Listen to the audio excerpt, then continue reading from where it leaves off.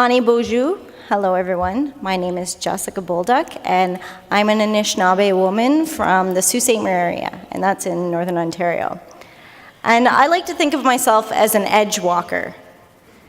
Edgewalkers are a new generation of Aboriginal leaders who have no patience for the status quo, who are deeply interested in the potential of the future and have a hunger to contribute to a better world. We've learned from the past and are using our Indigenous worldviews and understanding of modern systems to shape future possibilities that value the well-being of all rather than only a few. I grew up in Northern Ontario, off reserve, in a small rural community, on acres of land bounded by trees on one side and a river on the other. And because of this experience, I am so connected to the land, from the plants to the trees, from the bees to the bears. But like most young people, city life is where it's at, so I moved to Ottawa when I was 17 for university. For 4 years, I studied economics, and in fourth year, I wrote my thesis on the economics of biodiversity. What was the cost to us in terms of future economic potential to deplete an ecosystem of one or many of its elements? Because to me, it seemed ridiculous for us to be creating economic systems based on exponential growth when the inputs into these systems were dependent on only a finite amount of natural resources. This was my first experience with edge walking. After graduation, I moved home and started work at a consulting company that partnered with First Nation communities undertaking small to large-scale capital projects. We were building local capacity to participate in economic development. And there I met more Edgewalkers who taught me about bringing community into economic development and about the potential of the bioeconomy, proving economic development could be sustainable for both communities and ecosystems. From there, I became a research coordinator at Algoma University, working in community-based action research to create inclusion in our downtown and new paths forward for on-reserve economic development. And it is here that I learned about balancing the quadruple bottom line: planet, people, prosperity, and spirituality. And now as the executive director for the 4 R's youth movement, together with young leaders from coast to coast to coast, I'm trying out a new approach to solving some of the biggest challenges facing Indigenous people. We believe we can change the country by building relationships between Indigenous and non-Indigenous youth. Change the conversation, change the strategy, change the patterns that guide behavior, and you will have changed not only minds, but hearts, and created the next generation of leaders. Together, these experiences have taught me that there has got to be a better way to solve some of our problems.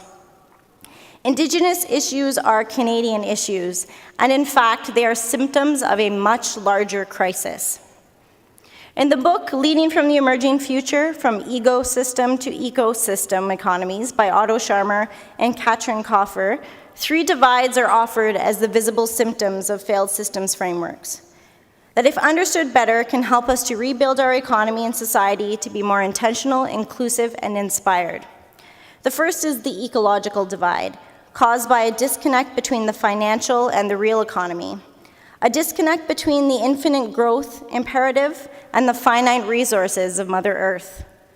The second is the social divide, caused by a disconnect between the haves and the have-nots, a disconnect between institutional leadership and the people, and a disconnect between gross domestic product and well-being.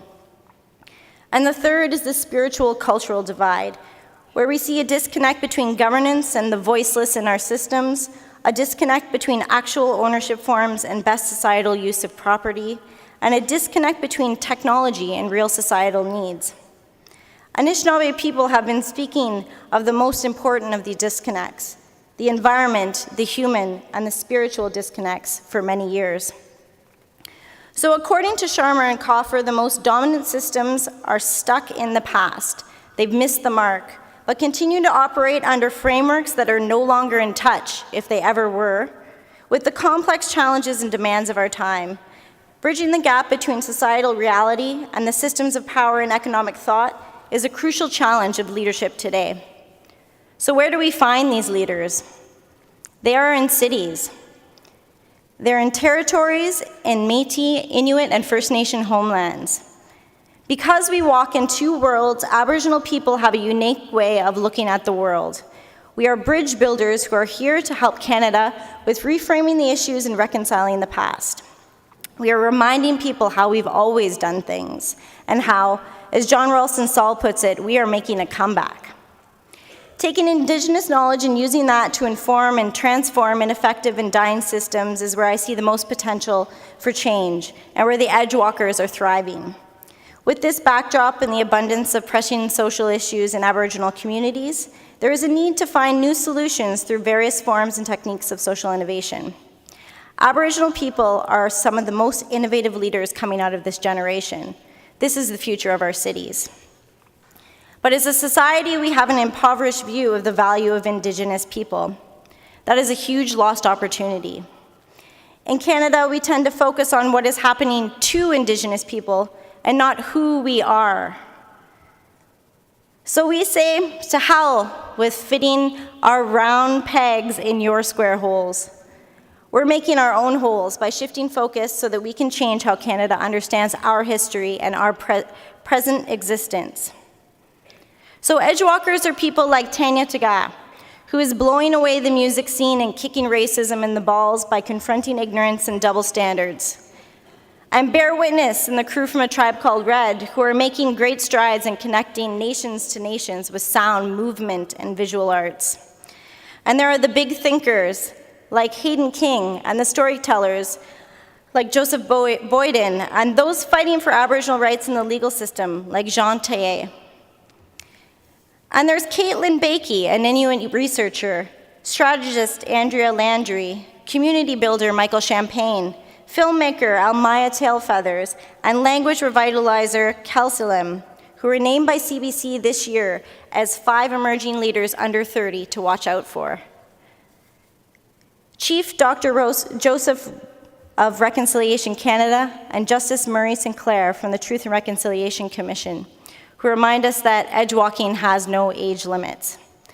And of course, we have the stellar lineup of speakers that came here tonight that I shared the stage with. And there's the teachers and the entrepreneurs and the artists and the students and the frontline workers, the activists, the environmentalists, the culture keepers, walking the edge between traditional and contemporary.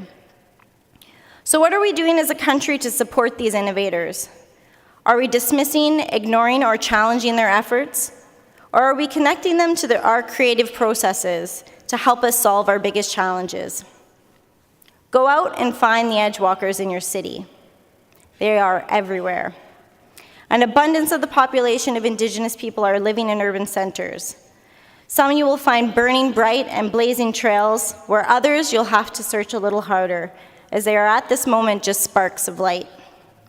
These sparks are the young Aboriginal leaders like the ones I'm connecting to through the 4 Hours Youth Movement. And they don't know it yet, but they are about to light their communities on fire. But sparks fade fast, which is why it's so important for all of us to support one another to be our best selves, whether you're Indigenous or non-Indigenous. With Canada's 150th anniversary on the horizon, we can see that the past is ending and there is a new future that is ready to begin. What is needed is visibility, a voice, a leadership role for Indigenous peoples in this transformation, a dismantling of current systems to allow for integration of traditional ways of knowing and being that are recognized and cited for their ingenuity. From here, together, we will bring about the social, ecological, economic, and cultural changes that are needed for all of our communities to thrive. We can do it right for once, but we need you to be a part of the movement. Edgewalkers need courage, and courage needs to be cultivated. Join us on the edge. The view will transform you. Miigwech.